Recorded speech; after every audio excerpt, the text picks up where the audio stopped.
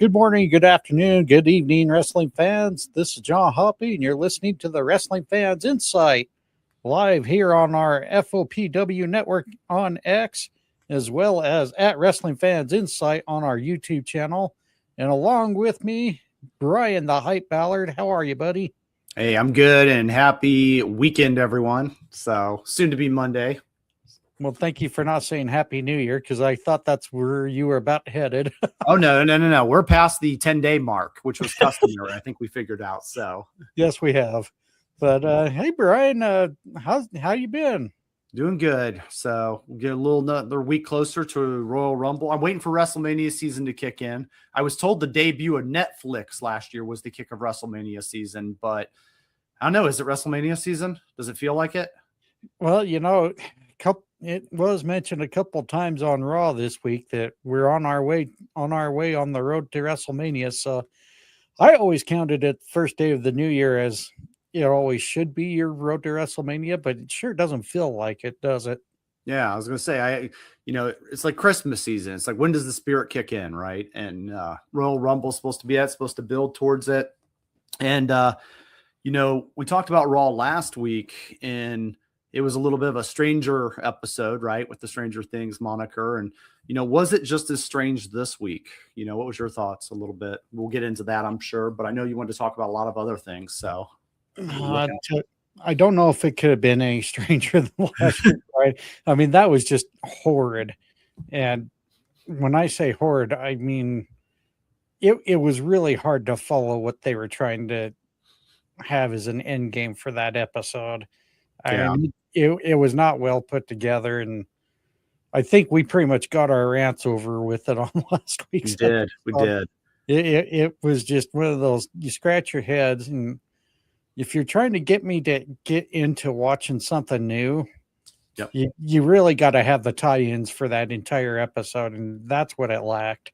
Yeah, it could have used the Yeti from WCW. That would have been a great tie-in, right? And it would have been really strange to have him come out, and we could have used some, maybe the what was that, Kevin Sullivan group over in WCW. The Dungeon of Doom. Dungeon of Doom. Thank you. We could have had some of that tie-in, right, with the shark, and so. Well, and that's where we also needed Tony Schiavone to say, what the hell is going on and who's on whose side? I'll never forget that when they had that really jumbled mess going on with the Dungeon of Doom and then against Hulk Hogan's alliance back then. It was just a mess. And I don't know. And speaking of messes, Brian, there was another one this week. Unfortunately, it did not involve WWE, but it involved the new debut of TNA Impact going on to the AMC and the AMC Plus streamlined platform.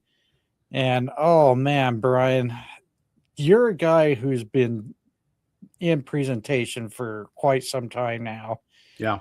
And I have to rattle some things off that's really kind of scary, because as somebody who's watched TNA not as religiously as I used to, yeah, this was pretty universal on the IWC's feel for what was going on.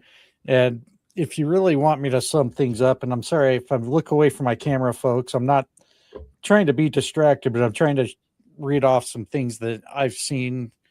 And it's not very, like I said, it's not looking good already as the start for their new partnership. However, it's kind of 180 when I read some of these. One last thing about it too. But let me first start off by saying it was reported Eric Bischoff criticizes TNA's AMC debut was production itself was very poor. And then I'm going to read something here from a Bleacher Report, Ryan. And for those who know, I kind of tend to rely on some of the things Bleacher Report does, because I do think they do give a fair analysis most of the time. There's times where I kind of challenge it because I feel they are overly critical. But let me give you the summary they gave for the TNA Impact debut on AMC. Coming from the Bleacher Report on their summary, for the first episode of TNA on AMC, the company decided to go light on the wrestling, which felt like the worst possible way to get wrestling fans to tune in. We only got 3 matches on the entire show. The 6-man tag felt rushed, and the women's tag title bout was messy, but the main event delivered some decent wrestling. TNA had 2 hours to give any lapsed fans who tuned in out of curiosity, and any new fans who were giving it a chance and a reason to keep coming back. And it felt like it failed, giving us a show worth coming back to. Packing so many ads into the show definitely hurt the flow. But even if the show was commercial free, it would have been underwhelming. TNA has a talented roster, but whoever put this episode together clearly didn't want to make that the main focus.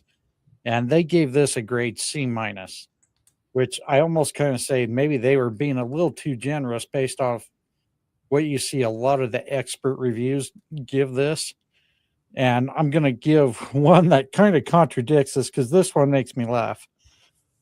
AMC executives that attended TNA Impact premiere said to have been very happy with the show.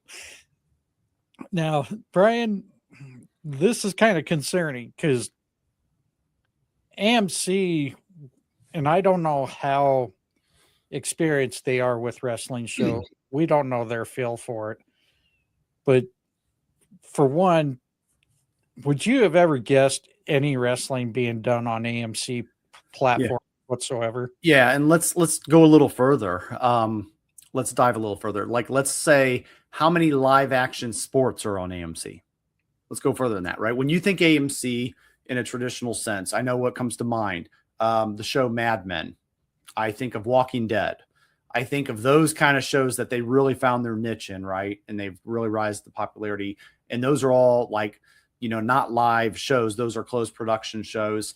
And so, I would have to do some deep diving saying, is this the first time they've really tried to tackle projects like this, on this level? But, and the other question is, though, I do ask because TNA, this is not their first time doing a live, cable show. They have done this in the past. So are the same people involved, or is this a different crew involved that they're working with? So I'd say that is one question, because that does matter.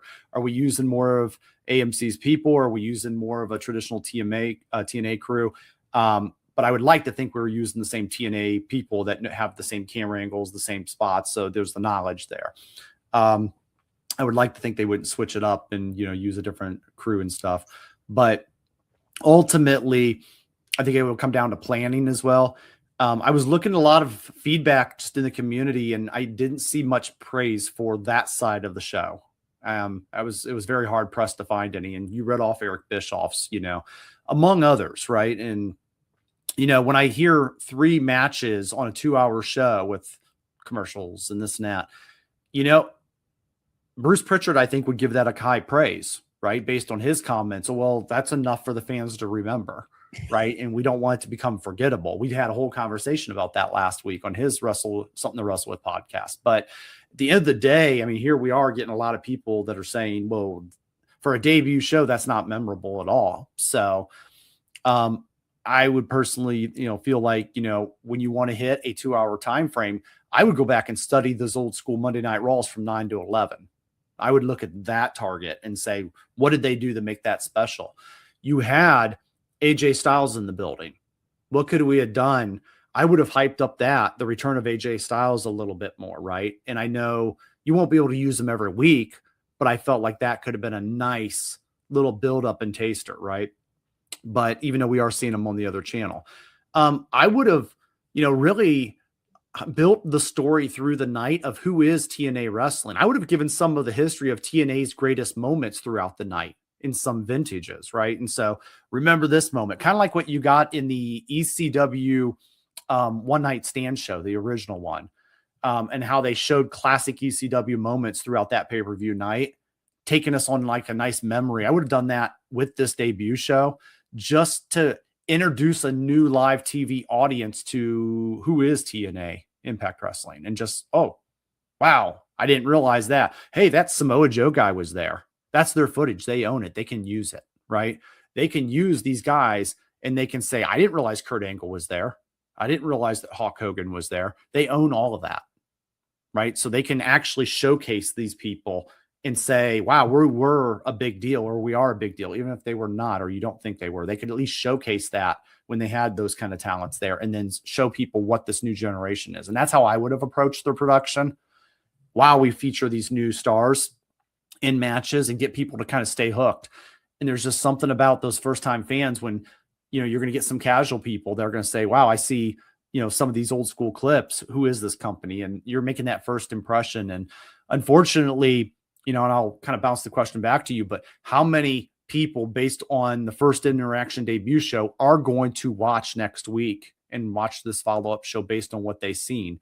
And I want to get your kind of thoughts on that. Other point, so two-part question. Do you think that some of this was because possibly they were too focused on, targeting the Genesis pay-per-view that happened this weekend? And maybe they were just so honed in on that. They were like, well, let's get this over the way, and then we'll, get past Genesis, and then we'll hone in next week on our show. So I'll bounce it back to you, John. So to answer kind of your first question, I think it was regarding how many people would come back. If I was your hardcore wrestling fan who was excited for this debut, I definitely wouldn't be giving this a second chance. I mean, and the reason I say that is because if you have such a poor production quality, and like our conversation last week with about Bruce Pritchard with the comments about, we don't want fans to have forgetting these moments. This is kind of contrary. These are moments I want to forget about. There's no point to me tuning back in because you've lost my interest, and when you lose my interest like that right away, I'm done with you. I can't watch anymore.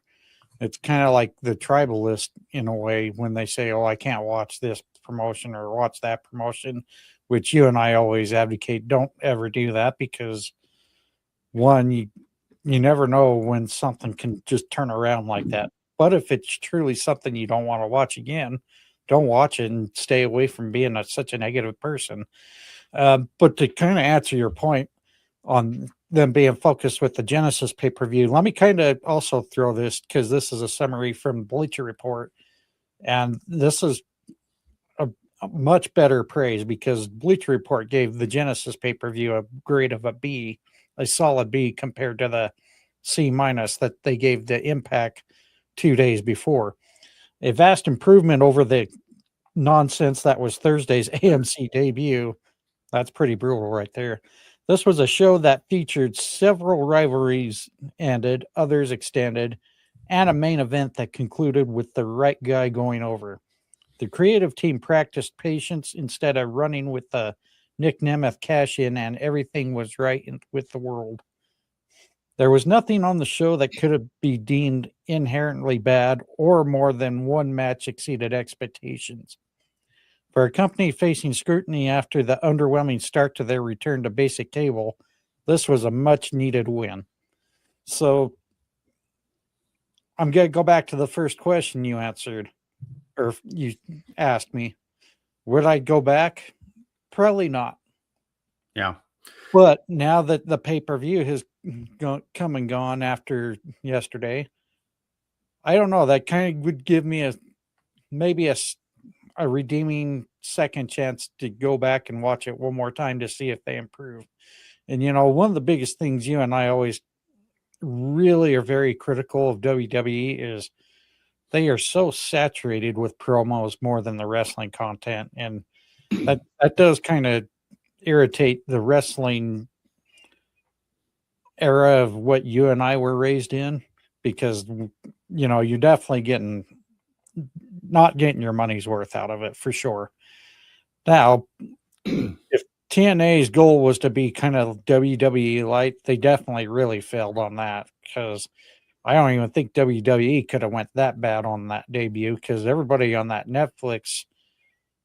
very first Netflix debut, I felt like they overperformed, but they haven't performed great since, And if you're going to bring a show to a new partner, you need to make that very outstanding. And unfortunately, they did not. But again, they were probably more focused on the Genesis pay-per-view, which was good. But if you were to tell me that episode of TNA Impact was supposed to help sell for Genesis, I there's no way I would have. Not as a casual fan. That would have been like, yeah, I'll just keep watching WWE and AEW. Yep. So I do think they, and you're talking from the hardcore wrestling fan standpoint, the casual fan, they would have lost them, right? Because I don't think they're coming back next week to that specific product. Now, the good news is we're in WrestleMania season. There are other casual fans coming. So what does bode well for them is launching at this time of year. They're going to get friends, and I have these friends that just only show up for WrestleMania season. They watch from Rumble to Mania, and then they're like, okay, see you next year, right? It's just the way they enjoy their wrestling, and they don't mess around with the rest of the year, right? They get their little nostalgia taste. They see what's going on. They text me and they say, hey, what's the deal with this LA Knight guy, right? And then they check into that. I think I remember him from last year. Wasn't he the Slim Jim guy that they're trying to do the Macho Man thing with? And I'm like, yep, that's him, right? But at the end of the day, they'll catch those people changing the channel, trying to find, because it is on cable, right? So they'll find those old school fans. What channel's wrestling on now? Because God, we changed it so much. It's everywhere. It's not on USA Network. Where is it? Oh, here it is. And they'll see TNA and they'll watch it. They'll be kind of tricked into it a little bit. And then they'll say, well, wait a minute. This is wrestling. This isn't them. And they can hope to get sucked in a little bit to this. That's a good thing for them, I guess. But they got to bring it a little more if they want to keep them, because otherwise they're going to quickly realize it and they're not going to care about it and move ahead, right? But they do have a chance to suck some people in that are casually looking for WrestleMania season. So is it a handful of people? Yeah. Are they going to stick around? Well, no, because like I said, they're going to be gone come March, April, May, in that area. But yeah, and that's unfortunate. But here's the funny thing is with WrestleMania coming up, this is the right time to also try to, if they really want to keep those partnerships around, I don't think it would be bad to, get some different talent on the screen like they did last year. You had Joe Henry as a surprise to Randy Orton with the whole Kevin Owens being out due to injury. I'm hoping he'll be back very shortly here. But this is where I think maybe if they were smart, they would have had some of the NXT talent come aboard and get a little more invasive with the brand, so that they say, oh, here's these guys from this brand. You can catch them here. You got this guy here. You can catch him here. Get something a little more going, but always, be aware of what's going to be in the viewer's eyes. And there may be a network battle there with that. So there could be, because I believe with NXT being on CW, AMC may not want to drive to CW. That's a good point. I didn't even think about that. Yeah, when you said that, they may not want to drive to CW, and CW may not want to drive to AMC. So it'll be interesting to see that partnership in the forward and how I don't know if they're going to push each other towards each other brand, but they just may say, oh, the TNA stars, oh, the NXT stars. But I don't know if we'll get, oh, you're going to catch them on Tuesday night on the CW network.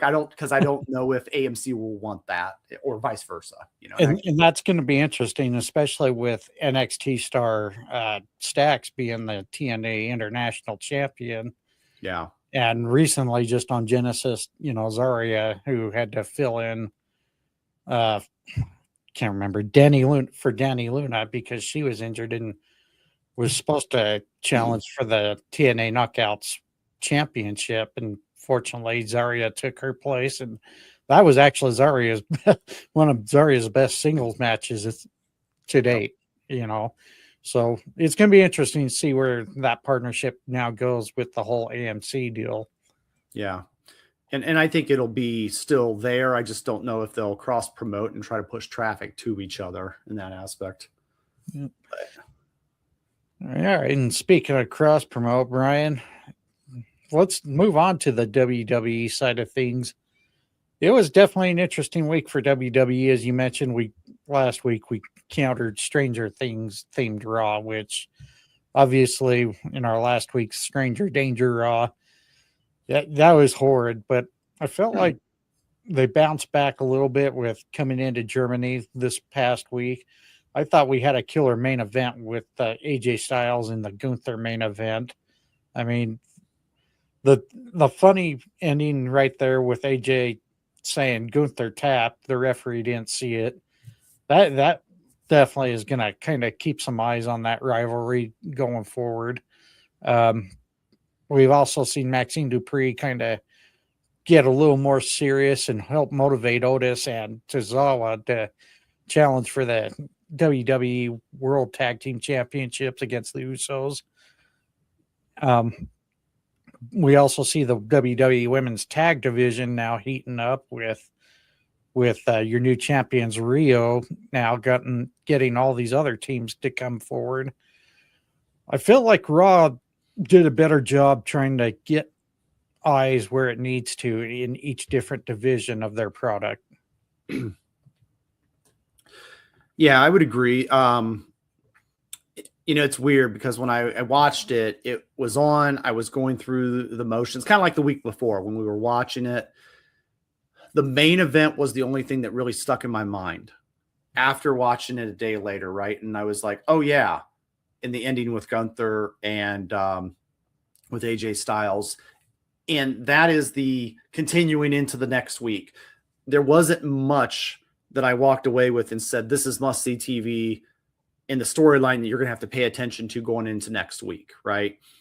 You could go into next week and you could probably watch the video package with anything they're needing to catch you up with, right? So if anybody's on a time crunch, I would honestly, for the last 2 weeks, I would say, you know what, just watch the main event of the last 2 weeks and you'll be good to go. And because the main events have actually both been good. I like the Braun Breaker main event the week before, and then in the CM Punk match. And then I also liked this Gunther AJ Styles match.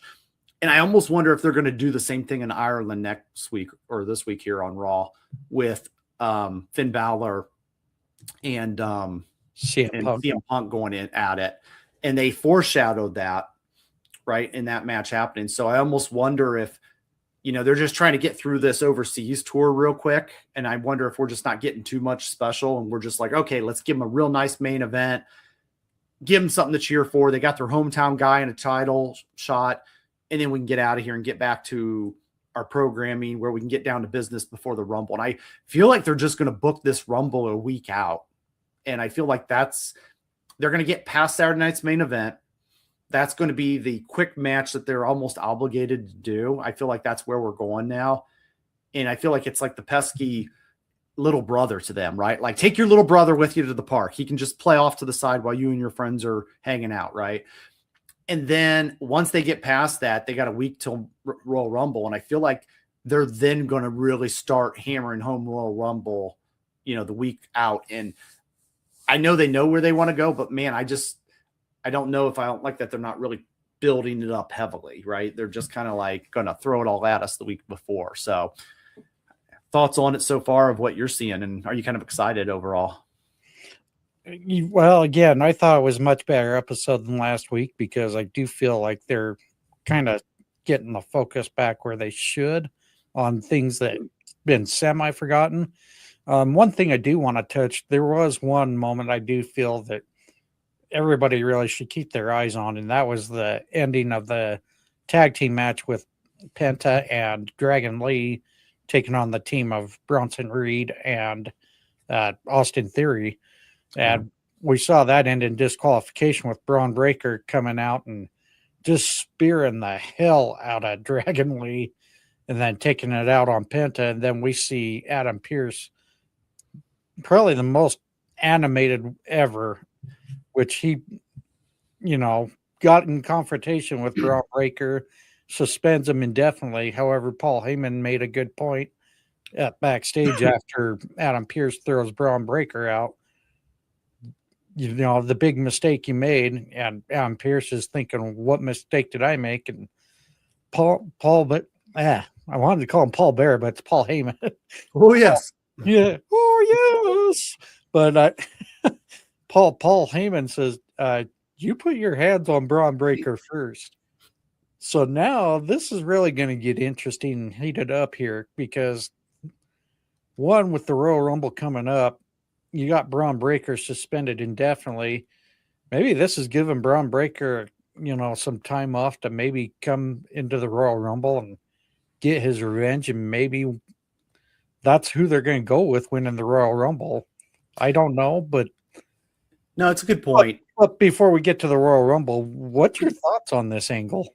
No, it's a good point, and it's slippery, sleazy Paul Heyman, right? In his little lawyer-like ways.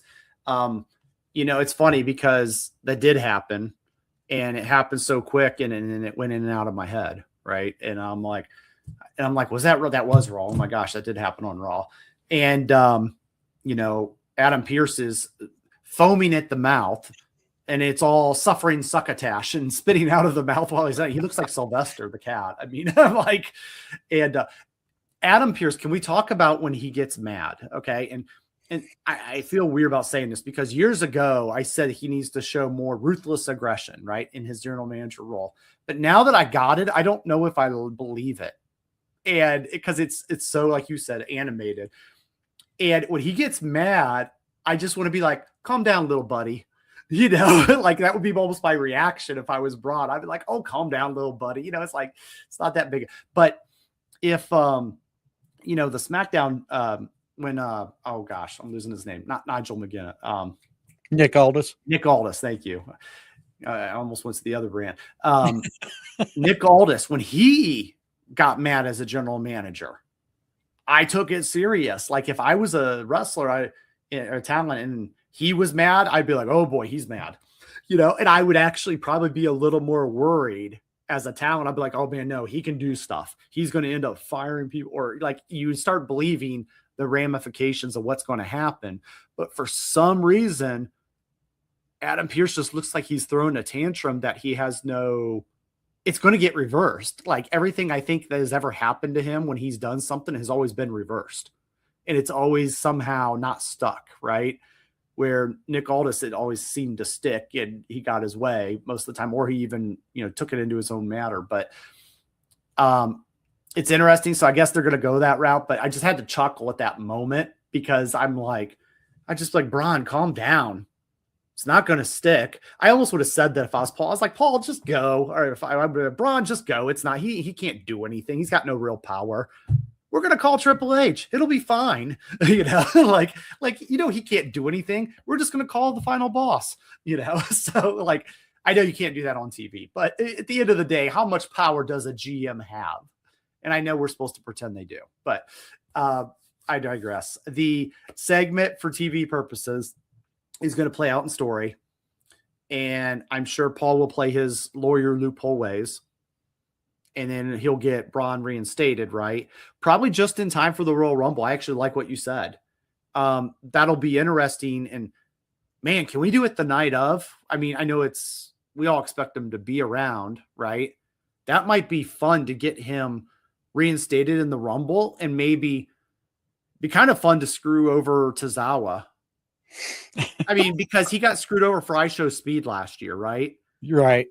I mean, I hate to do that to the poor guy from a human relations standpoint, but maybe that's his thing. Maybe that is his thing for the next few years, is how can we keep messing with this guy and making him lose his Royal Rumble spot until he eventually snaps. And maybe that's a character, story. That's our new Kofi Kingston. Yeah, the Kofi Kingston of guys that never get into the Rumble for whatever reason. And maybe he just finally snaps and it's a major Tozawa heel turn, right? So, I don't know. Overall, final thoughts on that one for you, No, I kind of like the direction you're going. I think that would be a killer thing to do, is the night of, hey, due to a technicality and like kind of like the back in the good old days with Jack Tunney. Yes. Where we had those reinstatements after so many times being requested. I think this is almost kind of like the modern day Jack Tunney angle they may go here. Yeah. Says, "Oh, well, I'm sorry, man. You were the last one to get your entrant paperwork in, so that means you're the last one out. Yep. You know, Yep. you turned in your form too late, for requesting entry." That would be Yeah, for Otis. You were supposed to turn in my form. You didn't turn it in on time. Well, I told you I drop it off. That'd be kind of funny, oh dear. And Otis turned in his form just before he turned into Tozawa's form, so he gets to stay in. There you go. I'm just making up stuff now, but Well, it's a good makeup though. So no, but hey, why don't we go ahead and let's go from something that I felt kind of got better, but it's now gotten into worse territory. And for those of you who watched Friday Night SmackDown, oh man, I kind of feel like you still get more matches out of your SmackDown, but I kind of feel like it was still a letdown because we're now with Drew McIntyre announcing that he had a small clause in his contract match with Cody Rhodes. Cody Rhodes was not able to get a rematch for the WWE Undisputed Championship. And Cody's already declared himself as as an entrant into the Royal Rumble. Looks like Jacob Fatu is going to end up following based off their little conversation they had in the ring during that episode. But we also now have a tournament. yep, If you call it that, we had a mini tournament for where the winners qualified to go into a fatal 4-way to eventually become the number one contender for the WWE Undisputed Championship. And I kind of find this funny, Brian, because here on Raw, we get Finn Balor just flat out say, hey, you said you wanted to wrestle me. I'm your next contender. We're going to do this in my hometown. And it's magically happened. But here on SmackDown, we got a tournament that how do you call this a tournament when it was really just match qualifiers to have one final match to determine your contender with 4 guys? One, can you really call that a tournament? But 2, what's your overall thoughts on this? Yeah, okay, so let me start out and say I do like the fact that they acknowledged that Cody's rematch clause was null and void.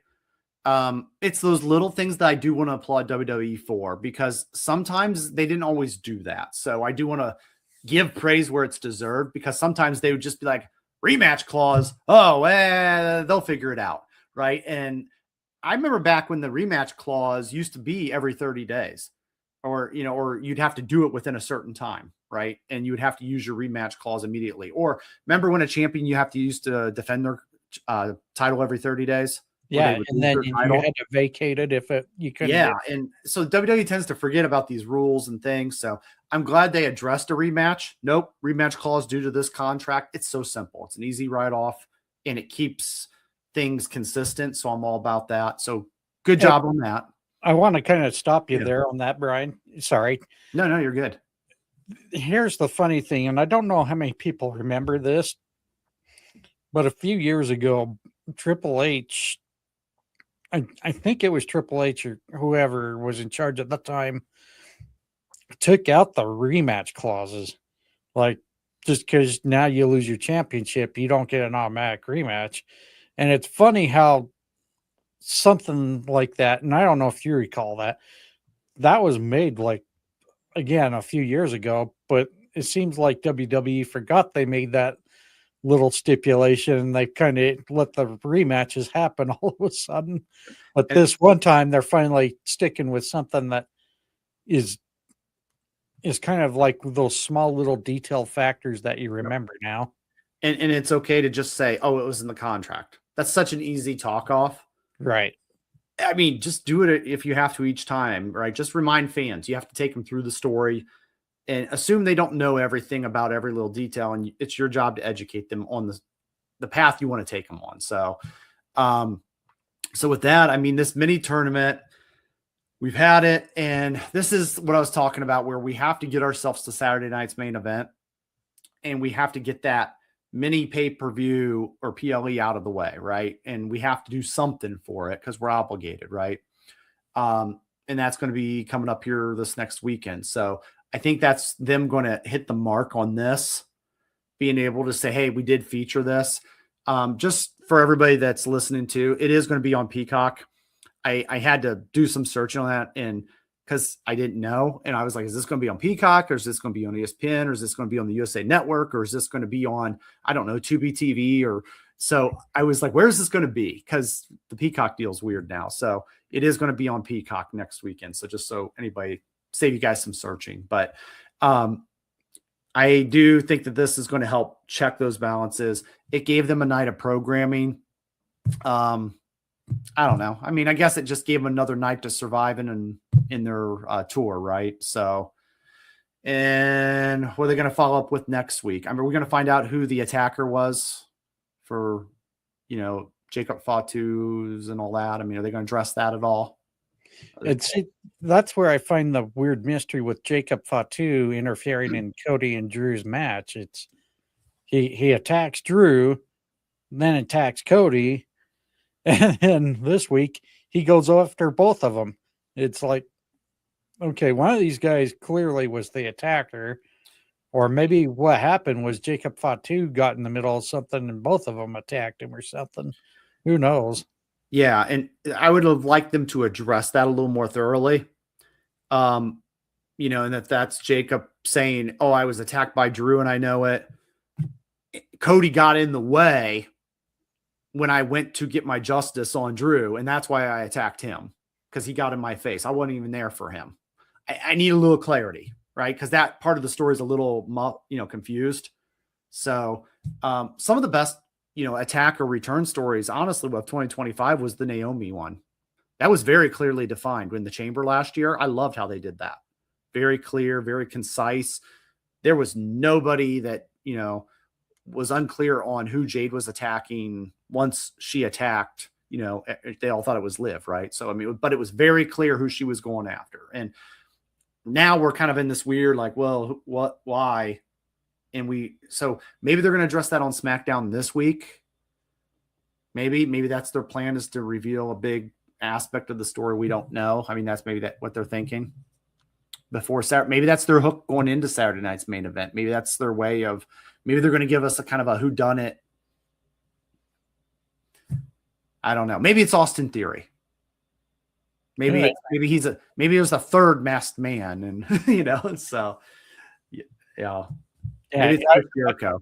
I think it's going to be interesting to see how they play it off. And yeah, as you mentioned, there could be a possibility we may not know until Saturday night's main event.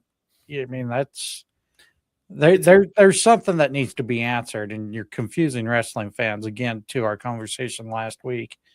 Wrestling fans remember things, and I don't think you should discredit their memories, especially for this storyline, because this is one of the prime examples of, well, you can't just forget it after it's happened.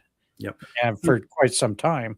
I would have liked to see the announcers at least address, right? Or just say, Jacob Fatu seems very confused. Is he mad at Cody, or is he who attacked? Put that question as a cliffhanger as we go off the air. Yeah. Wow. Is Jacob Fatu realigning with the bloodline? What's he doing? What's the story here? Leave us with a little cliffhanger. Who attacked? Who was the actual attacker? Folks, we got to go. We're out of airtime. See you next week on SmackDown. I mean, it's okay to do that. It's old school, but that's how you leave a nice little question, right? And TV does it all the time. And, everybody likes it. It's worked since the old school days, even in all kinds of television shows. But we're just kind of sitting here in the dark going, and that's how people stop caring, or talking on a podcast about how it's confusing and dumb. And, we don't need that in the world. So yeah, we do enough of that as is. Right. But Brian, now let's kind of get a little more into where this will more than likely end up, going into the Royal Rumble and some of our thoughts. Even though we're mostly as on the way to the road to WrestleMania, the first stop obviously is the Royal Rumble. And I feel like you and I have both mentioned already, they've already passed what's now seemed to be 3 weeks already, and we're like we're 2 weeks away from the Rumble, and it doesn't feel like we've been promoted very well, other than we know that Cody Rhodes is going to be one of the main entrants in the Rumble, hoping to win it for a third time, being the second person to try to do that. Unfortunately, I don't see Cody winning it this year based off some of the other things we're seeing, but you never know who or what can happen. Again, Will and I mentioned if we were to book it, we'd be booking LA Knight. You've kind of went a different direction. I did. I wanted Obafemi. That's me fantasy booking. Do I think Obafemi would win? No. But for fun, I would strike a rocket ship on him, and I would just let him smash CM Punk at Mania. Honestly, I would, and I would claim him Brock Lesnar style, like when he won King of the Ring and just went to SummerSlam, and I think he decimated. Might have been who was their champ at the time. I'm trying to think. I know he beat Hulk Hogan. I know he beat Randy. I mean, he went through a slew of people just like right away. So yeah. It was the summer of Brock. I think it was The Rock, actually. The Rock. The Rock was who he defeated for his first WWE championship. And they never looked back, right? No. That would be me, just if you want to create a new young star that's you don't plan on going anywhere for a while. But that's a big, big order, though. So go ahead, though.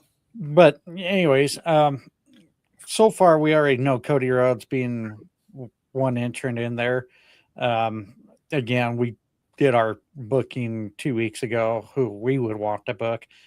But if we were to look at other options and who's hot and who's in the running, who do you think right now would be your best option? Oh, I'm going old school 94 Rumble with a double elimination like Bret Hart and Lex Luger. I am doing Jay and Jimmy Uso double eliminating each other and co-winners of the Rumble. And we let them duke it out on night 1 for the right to fight for the title in night 2. And the champion in night 2 would be Jacob Fatu, and Rikishi can finally be happy. Oh, Jesus. No. Almost made it through with a straight face. So no. And we can yeet all over the place. No. In all seriousness, oh man, it's so I love answering Rumble questions because they're so hard to predict, right? And give me a sec here. I don't think it's Cody. That's too obvious, and it's too many years in a row, right? There's the obvious answers, right? There's the Cody Rhodes. There is the Roman Reigns. You could throw Roman in there, and nobody would be surprised, right? But then the question is, do you want Roman to go against any of those champs? Right. And that's the thing. You have to think of long-term booking of who you want Roman to go against. I'm going to give you guys like some of my personal top 3 favorites that I would love to book in the Rumble, to win the Rumble, and to go on and fight the champion. You guys already, in no particular order, you guys already know one of mine. It's Obafemi. I would love that. I think it would be, I get excited when this guy wrestles, and I think he's the real deal. Okay. Number 2, we'll count down. I also would like to see an LA Knight. I think, man, he's just got an it factor with the fans. But I am fearful that we're a year too late. I said it last year. I actually said if the WWE wanted to invent like a newer, younger star, they should go with somebody. They kind of did it with Jey Uso, which they took the idea that I had, but they applied it to somebody else. I kind of said it should have been LA Knight at that spot going against Gunther. And they did it with Jay, right? So LA Knight, I thought, was the hot ticket last year. And I would have been interested if we would have done a 2025 what-if scenario. I think that would have been a crazy what-if world to see what a world of 2025 would have looked like with LA Knight as champion and what we would have gotten in a year of him. And I think it would have been interesting. I think he would have brought in some advertising with Slim Jim and all this other stuff that, WWE would have liked in this corporate era. So, and then my number 1, who I think would also make sense to win the Rumble, would be Gunther. I think it makes way too much sense for me. Gunther has been Mr. Iron Man of the Rumble a couple years ago. and people forget about that. And usually that's rewarded with a Royal Rumble win a couple years later. So Gunther right now is not a world champion. We're kind of forgetting that because he's coming off of a John Cena, main event type role and defeating John Cena. He also retired, Bill Goldberg in the same year. He retired Bill Goldberg and John Cena and, tapped him out and made him sleep in the same year and ended their careers. But prior to that, longest reigning Intercontinental Champion in WWE history, right? So he's got the impressive resume. And last year, he was a company guy as a world champion.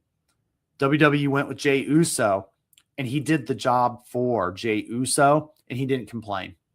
He made no complaints. He did his job, and he even tapped out to Jey, right? Which I think WWE, I don't want to speak for him, but I think at the long term, they realized that wasn't maybe all the way 100% the route to go. They tried to really put the rocket on him, but at the end of the day, Gunther did it without question. So I think that shows a lot of loyalty. And I think that's the kind of guy that the company can really get behind. And I think they course corrected in 2025 and they said, let's get back to you. You know what? We need to course correct and we need to get back to pushing you. We're going to start with Goldberg, and then we're going to go to Cena, and then we're going to let you win the Rumble, and then we're going to put you right back in that main event spot. And you know what? You're going to tap out CM Punk at the main event of WrestleMania, and you're going to be the new world champion. Or he could even tap out the other champion, whoever that may be. That might not be Drew McIntyre. He may tap out Cody Rhodes. He may tap out somebody else in the main event. But I think Gunther is my strongest candidate to win this Royal Rumble. And I think he's the one guy that nobody's talking about. And I think it's very well designed by WWE to kind of hide him in the background. And I think that's why they're pushing this AJ Styles feud very quickly, because they want to keep his momentum high and they want to get this feud out of the way. And then he kind of is done with AJ, and then he can move on, to something bigger. So. And that's very interesting because that's actually who I have slated next to LA Knight if I was booking. Is Gunther has been under the radar due to his business with, like you mentioned, Goldberg, John Cena. Now he's with AJ Styles, but yet nobody's really talked to him about possibly being in the Royal Rumble yet, which I think any wrestling fan right now would know he's got to be in it. There's no question about it. However, I do think he needs to get back that World Heavyweight Championship or whichever championship he wants to go for. Like you mentioned, the clause always states is the winner of the Royal Rumble gets to choose the championship they want to challenge for at the main event of WrestleMania. And again, I think the focus going back to him being the dominant pro wrestler in the sports entertainment world, I think that's what they need to go with. LA Knight, again, you mentioned missed opportunity. 2 years too late. I think right now with him still getting the amount of reaction he does out of the fans everywhere he goes, I'm not sure it's too late, but I do feel like they should have pulled the trigger on him a lot sooner. But if you're going to do it, this is the year to do it right now, especially with how hot he is. And I'm not quite sure where his merch sales are, but it seems like everywhere he goes, he's completely sold out. So that's something WWE really needs to look at and have a serious sit down to say, okay, we got to finally pull the trigger with this guy. He's got it all. And, if I was to have a third pick, I would find an NXT talent like Obafemi, like you mentioned, or somebody that is very believable. Don't know if I would say Javon Evans would be somebody that would be believable to win the Rumble yet. But, I think one of these Rumbles, you really need to have an NXT talent actually come in and just surprise the shit out of everyone and have them win it and be taken a little more serious. But as far as how that all ends up, we never know, because the Royal Rumble, it's always full of surprises. And I know there's got to be at least one big surprise. And, I hope they break the walls down with that surprise, if you catch where I'm going. Oh, Powerhouse Hobbs. Yeah, absolutely. Wow. Speaking of which, yeah, that's a very interesting thing. Powerhouse Hobbs, just after this past Saturday, the Ops end up dropping the Trios Championship to the team of Hangman Adam Page and Jet Speed. And I think a lot of that is due to the speculation now. It's not totally confirmed yet, but possibly Powerhouse Hobbs is going to be leaving AEW for WWE. What's your thoughts on that? It's going to be the unpopular opinion, but I don't think it's a big loss for AEW. And I know people are not going to agree with that, but I don't think AEW is going to really miss the effect of Powerhouse Hobbs they had on their programming. I think it's just going to be business as usual for them. Would they like to keep him? Sure, right? He's been around for a while, but I don't think it's going to really matter to them in the long run. I don't think he was an impact player for them. WWE is going to get another big guy, and they know how to train big guys. And I think, they'll bring him in. But the question is what are they really going to do with them, right? I asked that same question is because what have they done with Rusev since they brought him back? What have they done? What are they going to do with him? I mean, that's my question. He is younger, but that's my overall thought right there. And that's very frustrating to see how WWE tried so hard to bring Rusev back. And it's kind of like, okay, you're not treating him any different than what AEW did. So I kind of feel like it was like a wasted spot on the roster just to bring him back. And that's not a discredit to Rusev. So cool down, folks. It's not an insult. It's just. But is it a validation that it didn't work out in WWE or it didn't work out in AEW?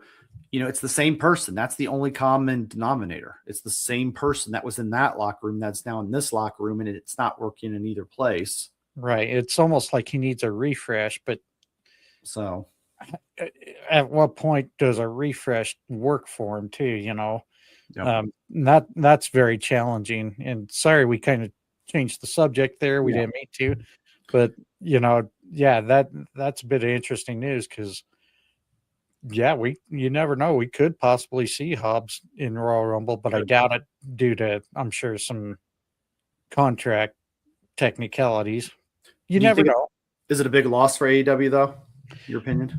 I don't think so because I think AEW have enough big men as is that I kind of feel like both companies are so oversaturated with talent that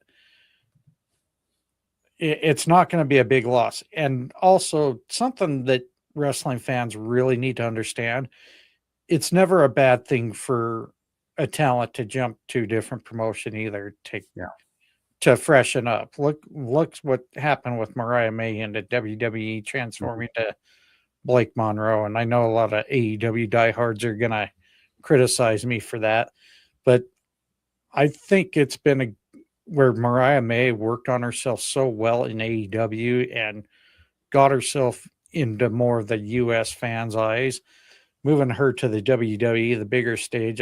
I truly feel that's where her end goal was, and she's done a really fantastic job so far, even though it's just a name change, but it's a similar gimmick.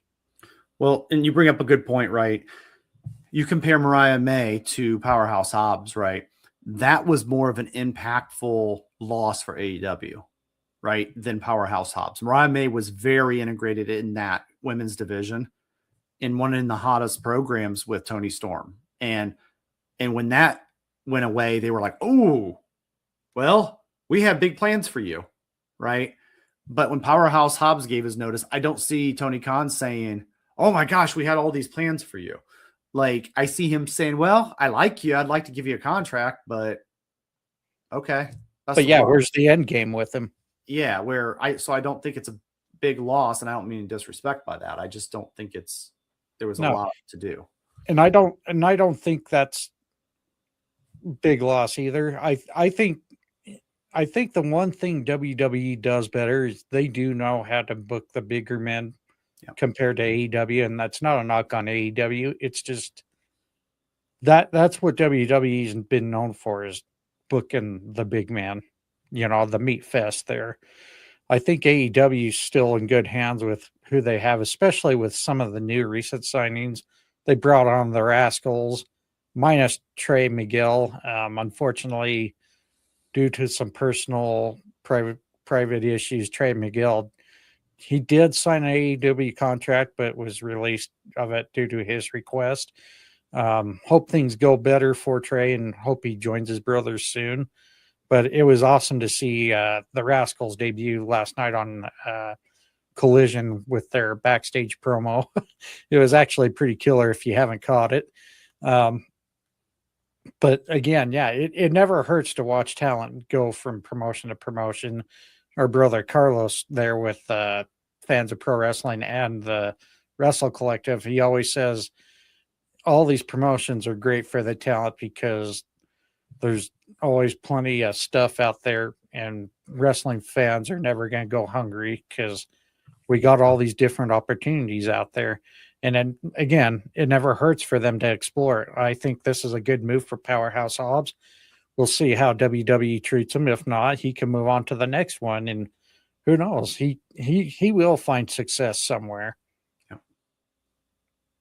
Yeah, and moving to promotions is never a bad thing. I think this is one of those situations where it's kind of good for everyone involved. And, it's one of those, like, it doesn't always have to be like, oh my gosh, I can't believe this. And, oh, how dare they. Right. And from what I heard, he kept it pretty close to the chest, for whatever reason. Right. We've all left a job at one point, but I also heard he also didn't want to burn bridges. Right. Which is the right thing to do if you can.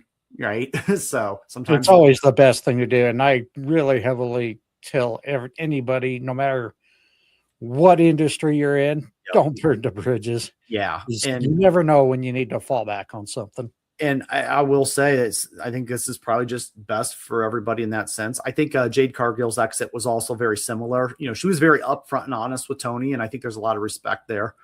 And I think Jade is one of those, like, I think AEW did a lot for her.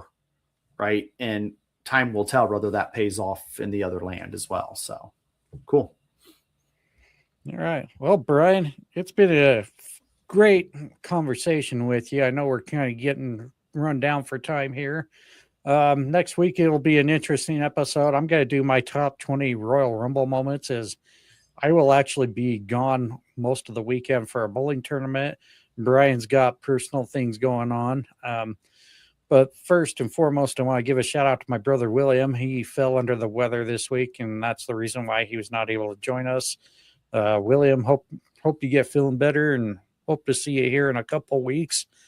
Brian, without any more things to talk about, really, well, I'm sure we always have more things to talk about, but why don't we get your final thoughts and some shout outs for the week here? Yeah, thank you for the good conversation this week. And then again, I'm excited for, business to pick up, as the great JR always used to say, and, Rumble season getting into effect. And I'm going to keep watching and keep hoping that, more stuff draws me in and in as the weeks progress, because this is our magic season. So. All right. And again, folks, things are going to start heating up. Royal Rumble coming up, as well as the Saturday night's main event coming up next week. So this is going to be an interesting next couple of weekends of wrestling product going on. But I do want to give some shout outs out here. I want to shout out to our brothers, Carlos, Dev, Sean of the Fans of Pro Wrestling, as well as Carlos working with the Wrestle Collective. They're doing some great content there on the X app, as well as they got their podcast on the YouTube and Discord. Be sure to go check them out, and check out our, be sure to go check us out on the X app, me at WFI Pod, and the Fans of Pro Wrestling Network, FOPW Network. William, you can catch him at William Hoppy 8. Takes him about a couple of years to catch you. Brian? At the Brian Adkins. And We also have a community on the X app. Just be sure to go check out my profile at WFI Pod or the Fans of Pro Wrestling Network account, the FOPW Network. It's right there, spotlighted in our profile. You do have to request to join now, but it's easy as long as you're not a bot. You're in pretty much, and that your timeline shows that you are a wrestling fan. Also, join us during the week for the X Space, as I mentioned, for Carlos with the Wrestle Collective. Go visit his account at C to the LOS 77 or Conquer the No, or you can check out at DUBC Worldwide, the Wrestle Collective account. You'll see all of their content being published during the week. And be sure to follow Brian's YouTube channel. Brian? It's at Tap Out Talk on YouTube. We range in a couple different things, mostly just coverage of PLEs. And I have some fun with some shorts, TikTok-like things. So it's just, I enjoy little mixes and stuff like that. And Brian just recently did an episode, correct? Yeah, I did one. I did one on the John Cena Saturday Night's Main Event, getting my final thoughts on there. It's the Way Too Late episode. Honestly, I don't care if you guys watch it or not. I just wanted to get it more uploaded, but I know we're supposed to promote things, but I told John earlier, I was like, I don't care if people watch it or not. I just wanted to get it out there because I'm a completionist and I have to get things completed that I started. So that's what it was. So thank you guys. And speaking of which, we do thank you for watching this, or if you listen later on our favorite platforms, whether it's Spotify, Apple Podcasts, Good Pods, iHeartRadio, or wherever you like to listen to your favorite podcast from. Thank you for always tuning in, listening, or even watching us. Also, just to let you know, we have a group chat on the X app at the Fans of Pro Wrestling. Just get with me, Carlos O'Brien, how to join in. Not very hard. Just don't be a knucklehead. That's all we ask. Shout outs. I still want to give some more out there. One to the Wager Wire family. We appreciate each and every one of you. I know you guys got a lot of great content out there. And if you're into sports betting or like to do parlays, be sure to go check out at Wager Wire on X, and be sure to give them some love too during their X spaces. Lots of great content from football to baseball to even, good Lord, hockey. It's pretty hard to get that out, especially when I just recently became a real big hockey fan. Also, big shout out to Fan in the Van podcast, Steel and Till Talk Pod, 1420 Sports Bar podcast, Brutally Honest Sports, Two Dudes Sports News, Brutally Honest Sports, In a Pickle Pod, Visit Vegas Places with Coil, Nate's Daily Wager. And I think that's going to finally do my end. Brian, I wish you a great couple of weeks here. I know we plan to touch base here to get another episode together. Definitely. Probably be a couple of weeks out. So I will announce that here on the next recording that should air live next Sunday at 9 p.m. Eastern time. So without any further ado, we wish you a great night, a great week, and we'll catch you next time.